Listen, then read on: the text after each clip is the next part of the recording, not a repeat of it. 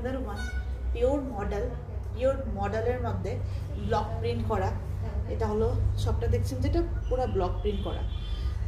এই হলো লাকডি পাট্টা, আঁচল পোর্শনের মধ্যে লাকডি পাট্টা যাচ্ছে। লাকডি পাট্টা মিন্স পুরোটা এত বড় জড়ি থাকবে, যেই জড়িটা কোনোদিনও কালা পড়বে না, এই জড়িটাকে বলা হয় লাকডি পাট্টা। এগুলি হলো সব ব্লক প্রিন্ট করা, একদম ন্যাচারাল ব্লক প্রিন্ট করা। এখন যেটা আমার হাতে আছে এটার মধ্যে আপনারা লিবারটেক পেয়ে যাবেন।